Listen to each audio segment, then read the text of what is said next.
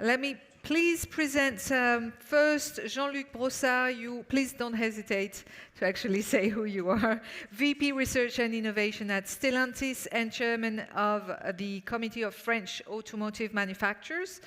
We have Ludovic Laforge. Ludovic, you are Managing Director, ICG.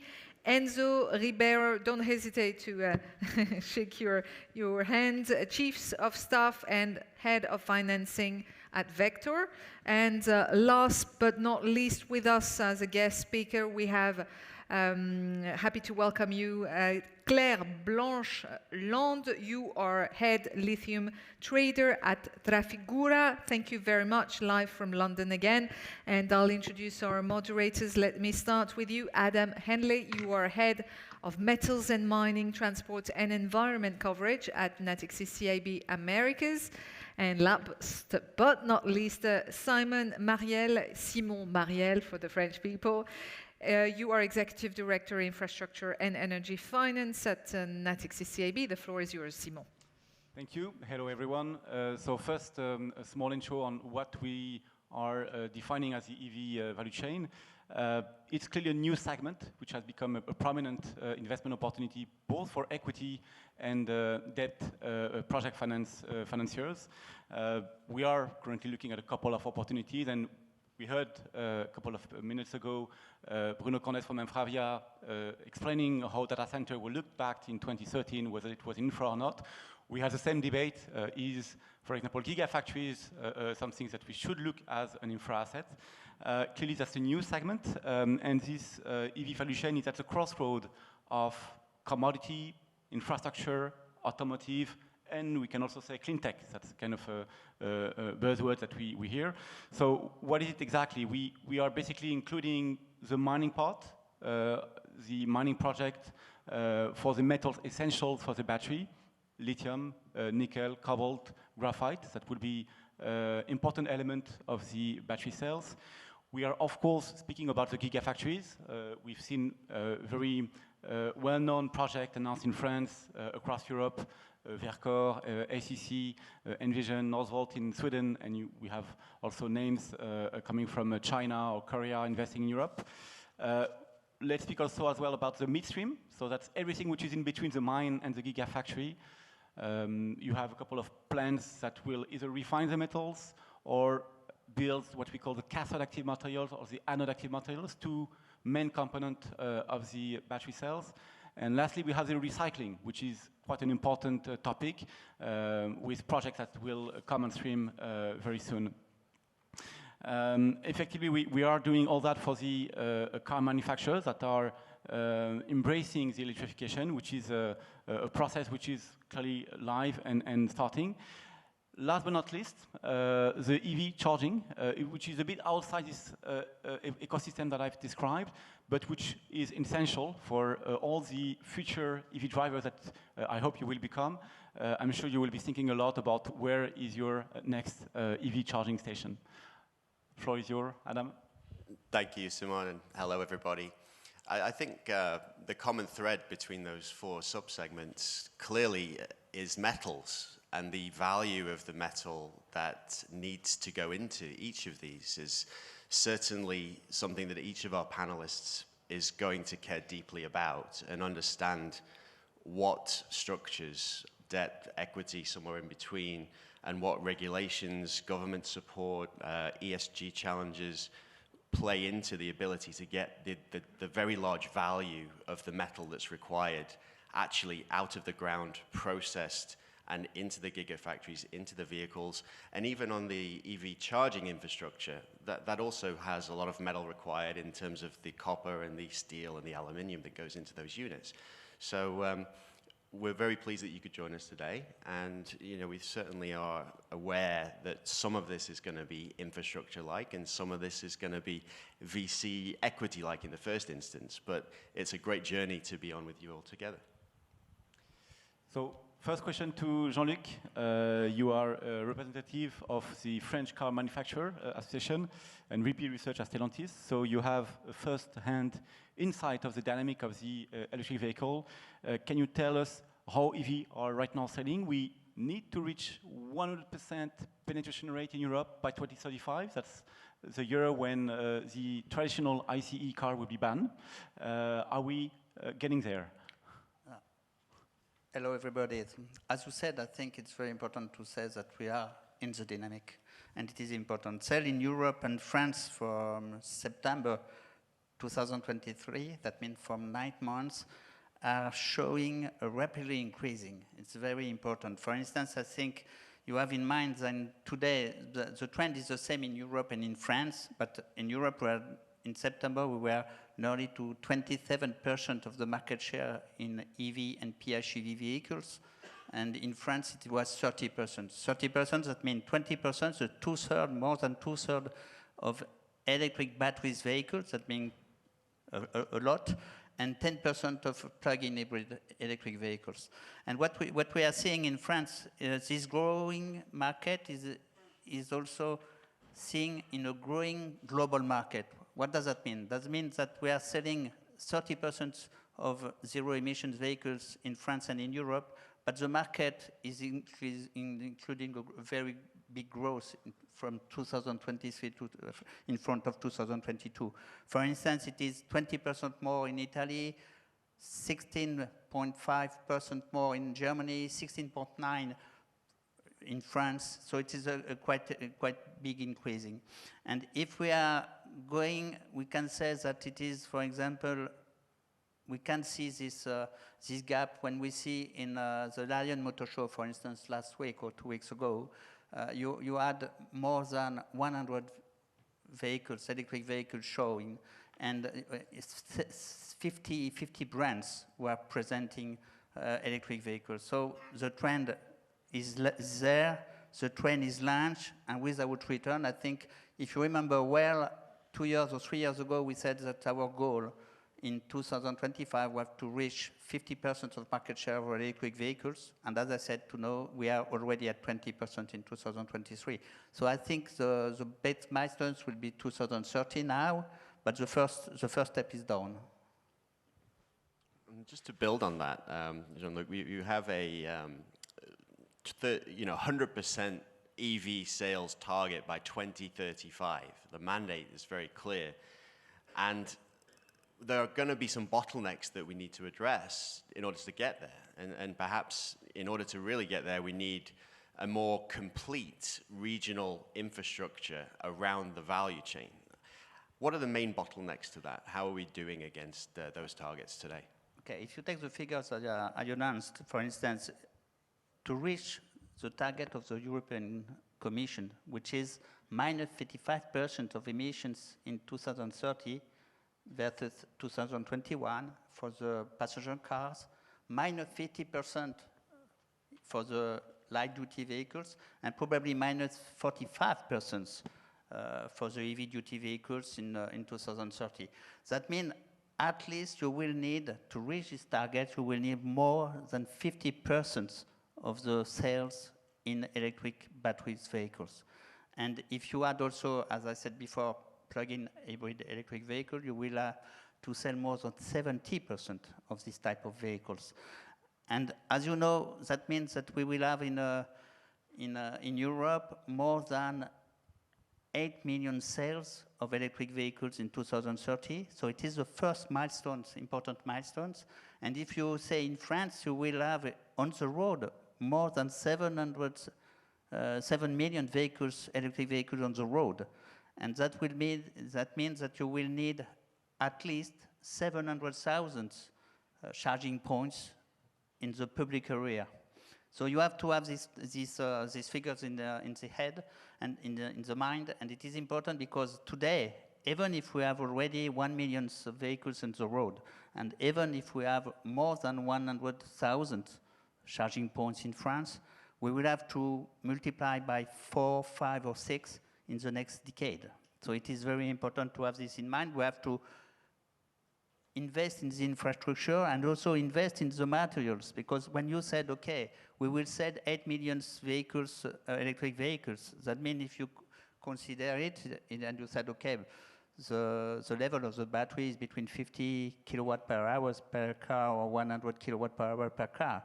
That means you will need between 400 gigawatt hours to 800 gigawatt hours before 2030. And you will need, at least before 2035, more than 1 terawatt hour.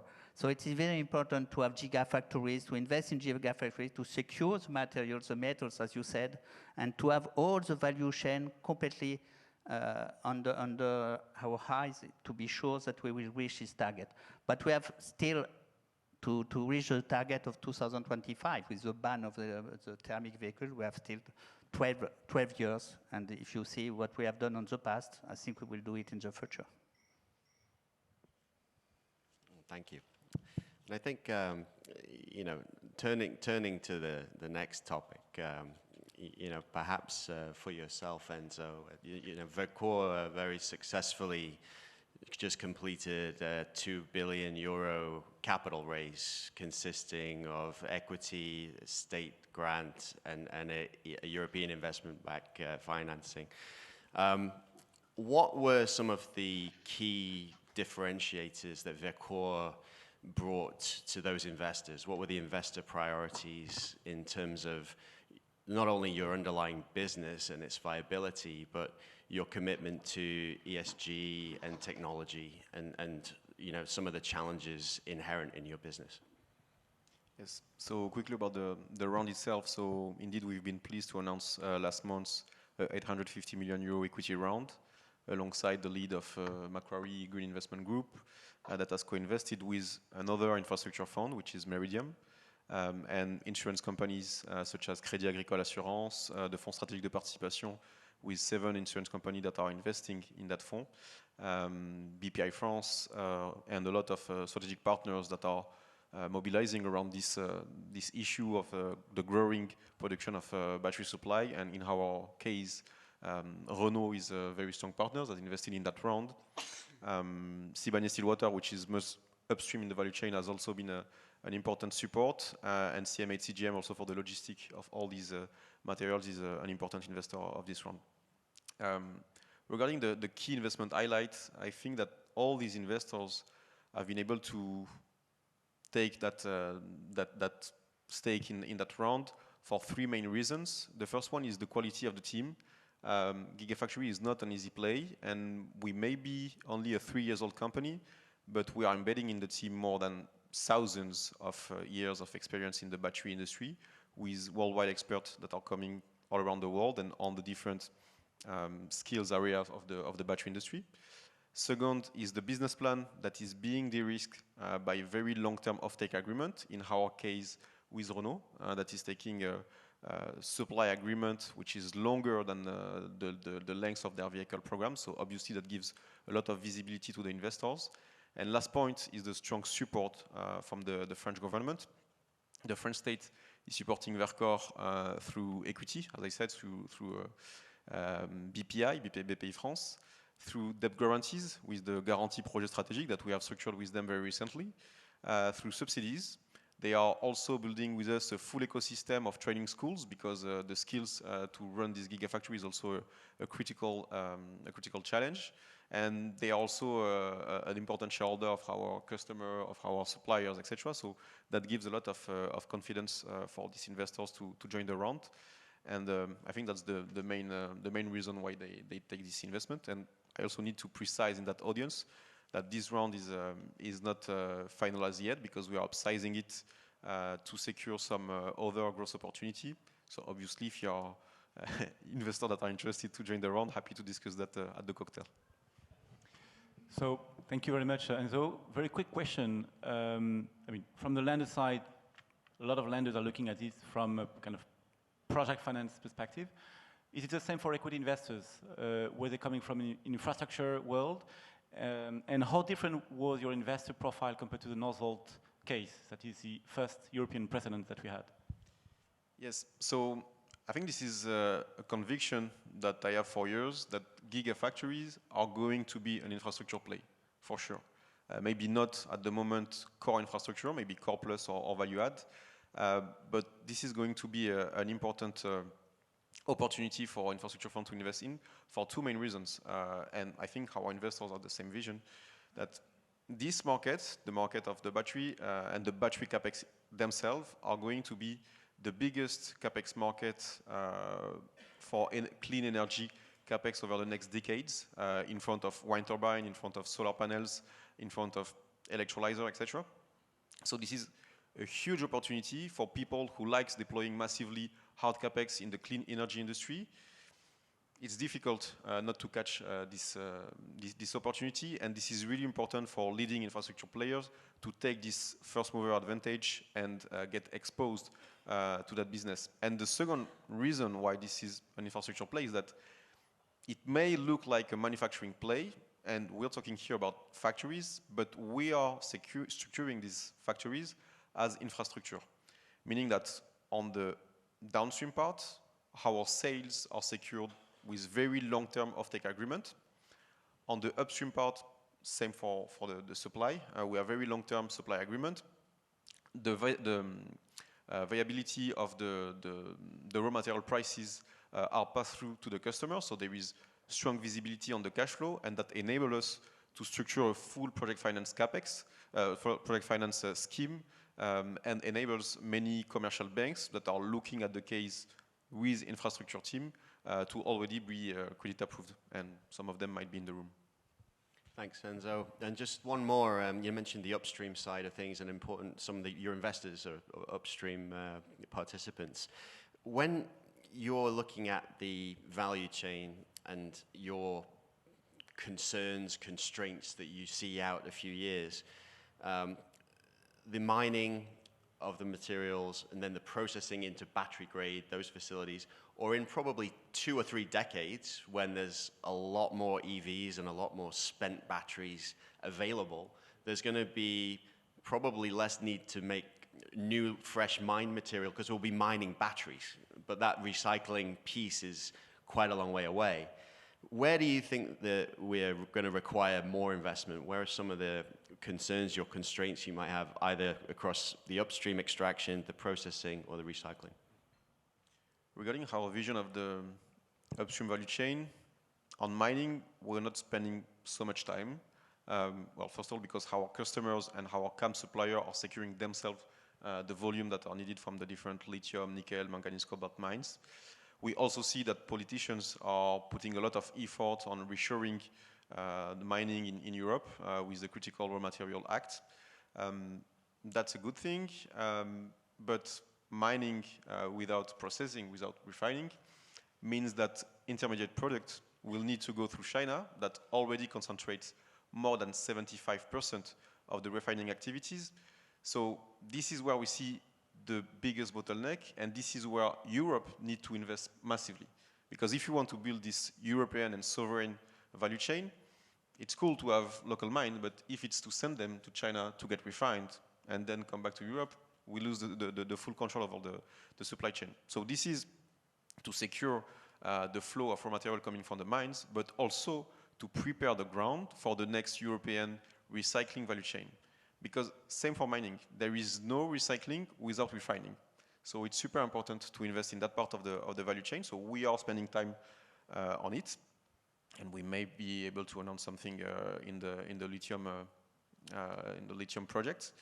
And recycling is also a very important aspect for the decarbonation of our production, also for the sovereignty of the battery value chain. But as you said, the big feedstock volumes that are necessary to ramp up the recycling factories from the end-of-life batteries will come in 10 to 15 years, because we are putting now on the road the electric vehicles.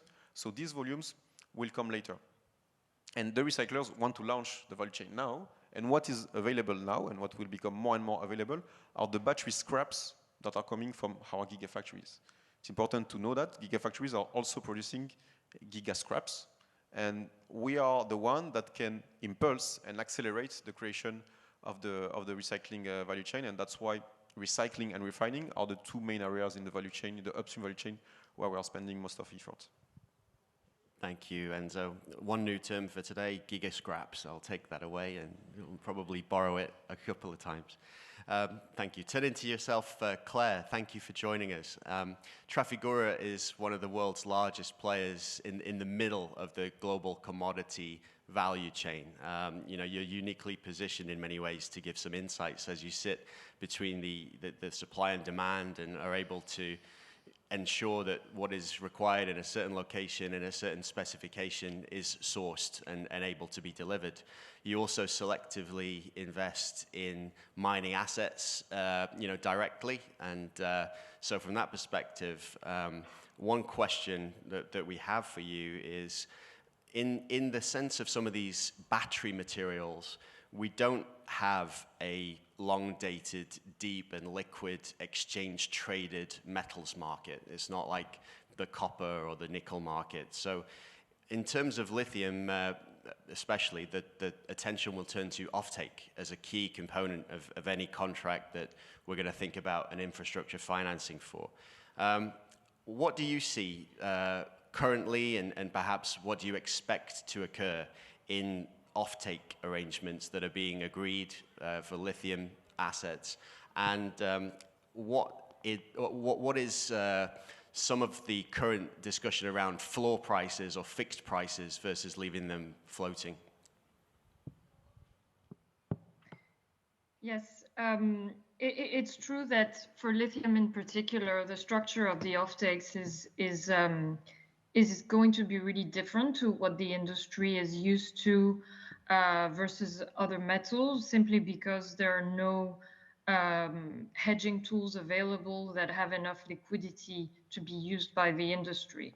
So what we're seeing in the lithium industry is that end users will play a really big role in bringing price stability to the whole value chain.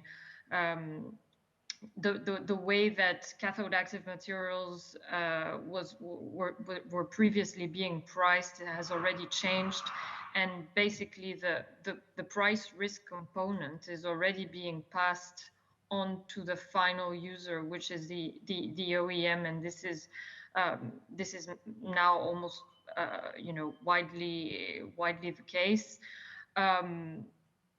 In terms of offtake, I think that the forms of the offtake are also changing and adapting to what the financier or the investor needs to, you know, put the capital to use for the project being considered.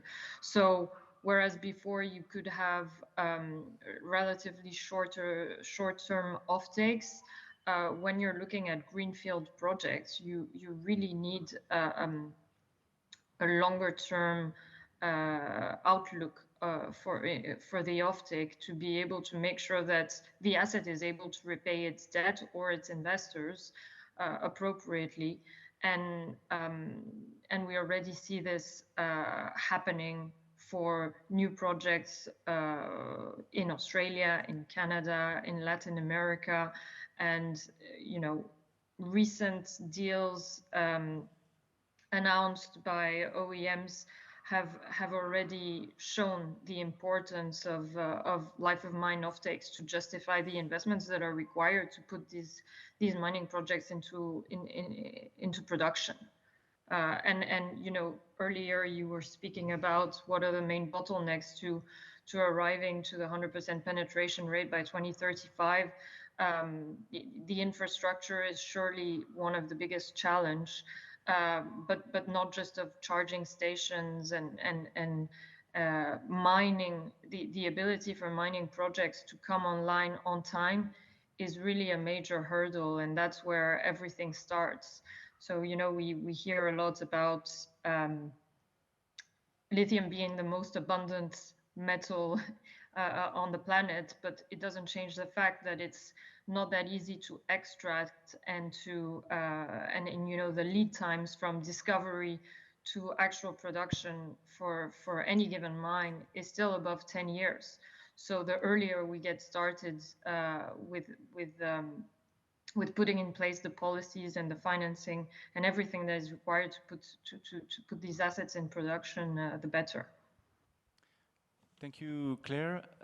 Trafigura is in a unique position, both as a trader and also in its ability to selectively invest in mines and provide capital, like prepayment.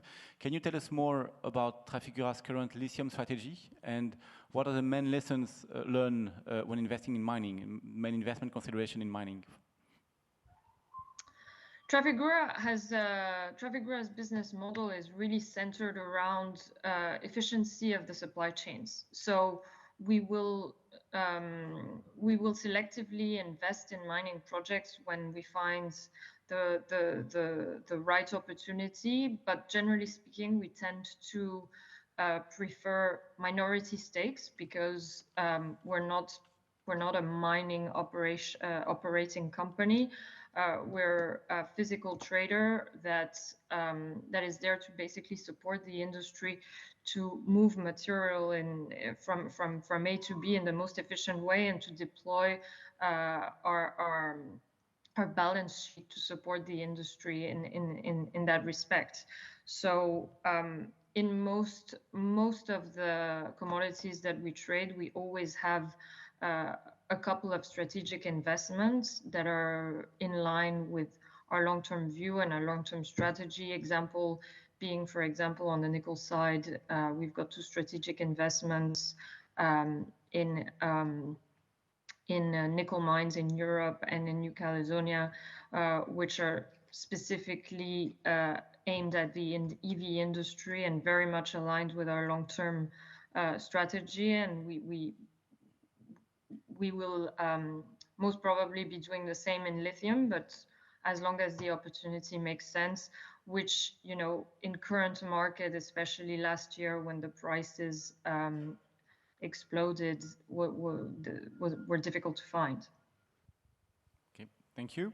So now fourth panelist, Ludovic, you're working at ICG, an $80 billion asset manager who recently invested 240 million euros, I think, in Zplug, an EV charging business in Europe. Can you tell us a bit more on the various business models that you've seen on the charging stations and how you convince yourself to invest in Zplug? Sure.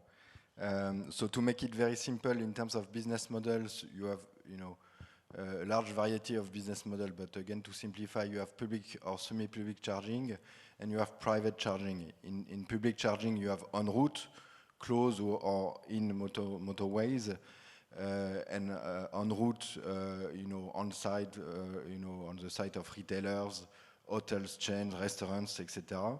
This segment is focused mainly on fast charging. On the other side, you have private charging, which is home and offices, and focused mostly on slow charging. So each business model has its own pros and cons. If you take, you know, public charging, so fast charging mostly, you know, the cost of the charging station is much higher.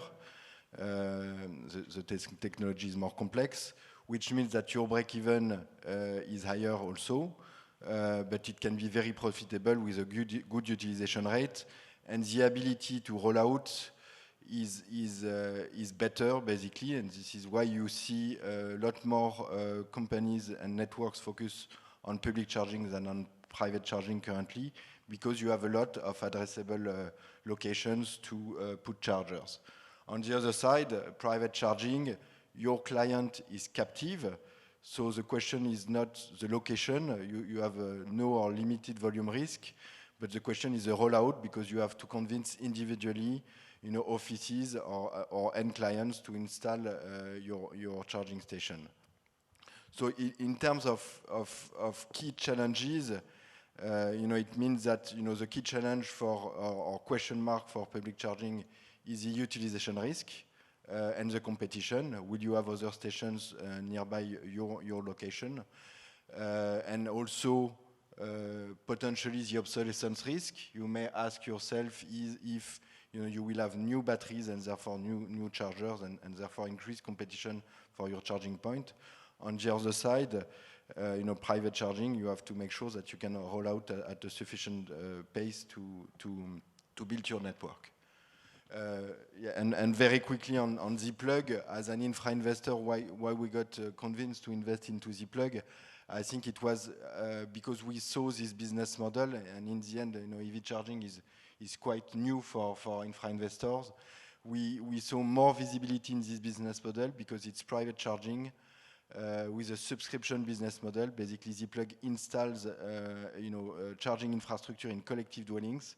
So like for fiber, you install a shared infrastructure in a building, and then you get remunerated through a monthly subscription.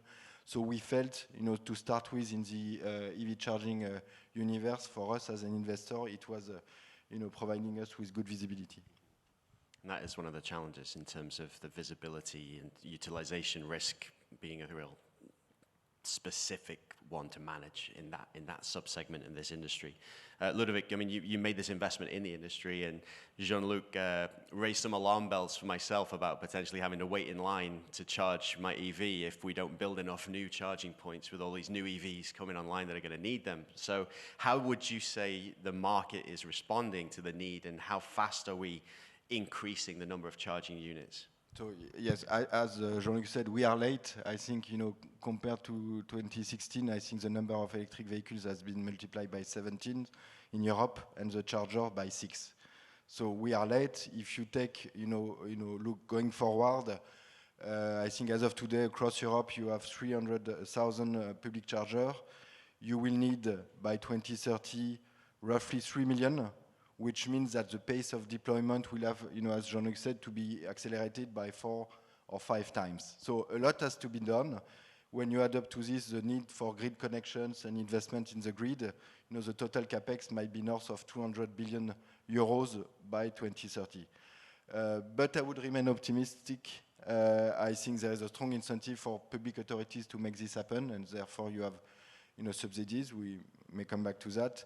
And also private investors, you have a widening variety of public investors that are looking into that field, that are willing to invest into what will be one of the key long-term infrastructure for tomorrow.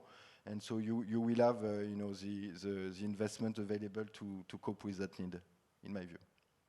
Okay. So now we'll ask common questions to our panelists. Time is running, so will be short. Technology, that's a big topic. First question is for Jean-Luc. Every day we see an article about a new battery that will potentially disrupt the lithium-ion battery.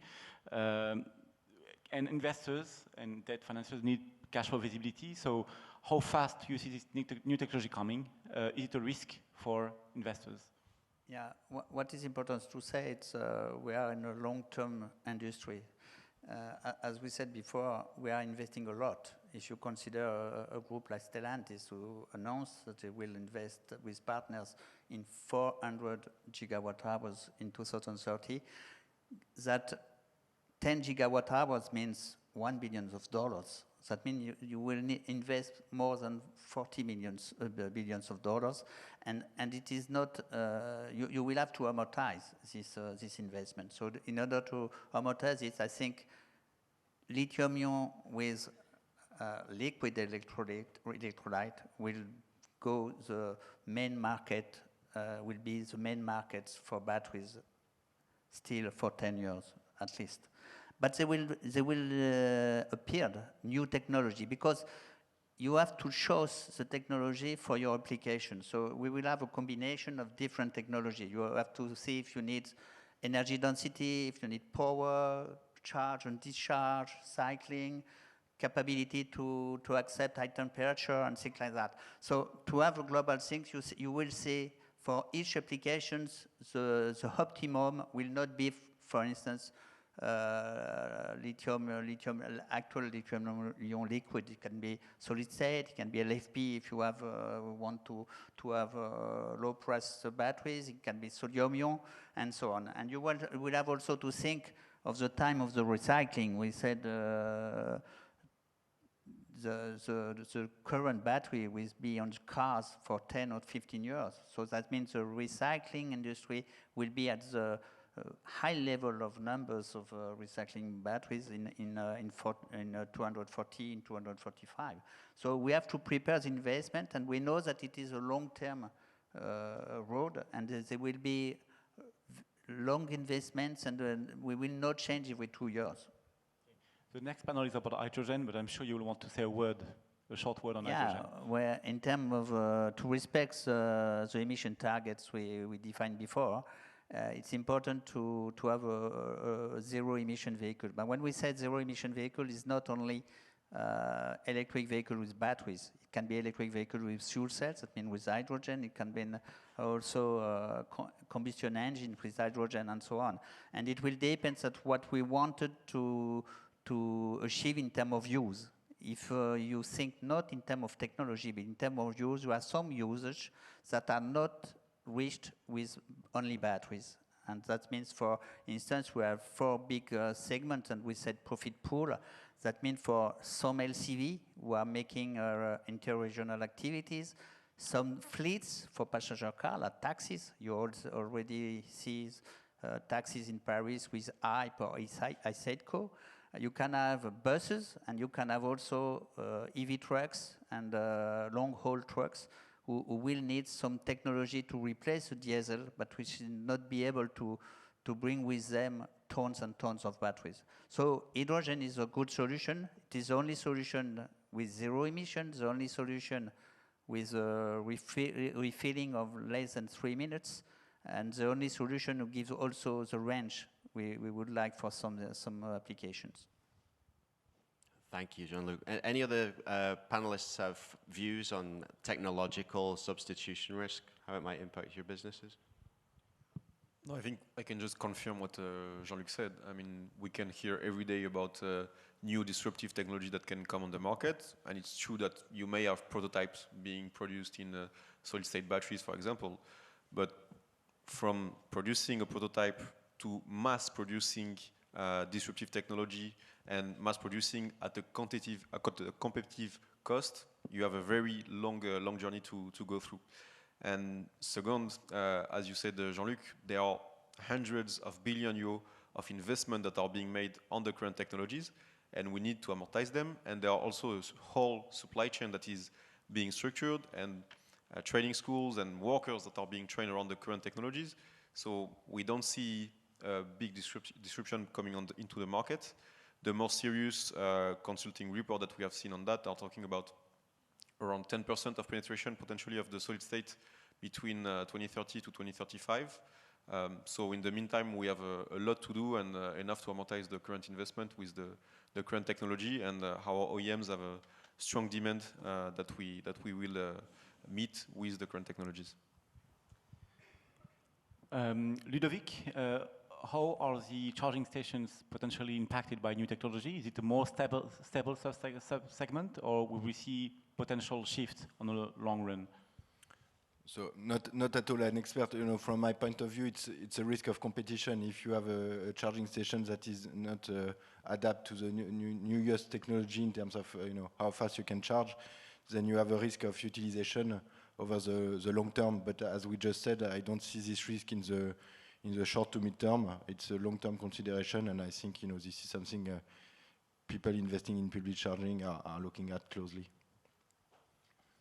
Thank you very much, Ludovic. So we don't have too much time left, but I do just want to ask Claire, given your perspective and activities at the moment, do you think that capital is flowing quickly enough? One of the biggest risks to the EV value chain, as we've seen, is there's very large numbers in what has traditionally been more of a niche industry. It now needs to get broader, and we need to move quicker. Are we doing enough, in your view? In terms of capital, the amount of capital that is required just for the lithium industry is huge, and that's not even taken into account the capital that is required for charging station, which I heard last number I heard is above 200 billion. In terms of lithium, just at the mining and refining level, if we were to reach the targets that we've set for globally by 2030, we'd need over $100 billion.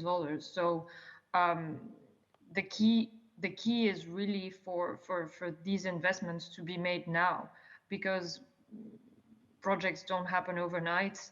And for me, yes, capital is important, but but really the biggest challenge in my view is policy and permitting. So I think those two are really the two biggest challenges to bringing this capital in. I mean, in the US, you know, the IRA has done a lot to stimulate the growth of the local EV industry, and CRMA is trying to do the same and pushing for you know, 10% of EV demand at the mining level to be produced locally in Europe by 2030, and 50% of refining capacity being happening locally in Europe. And the biggest challenge to this is really the permitting, in my opinion. Well, thank you very much. Thank you, Claire, also. Thank you, everybody here. Great applause to you. Thank you.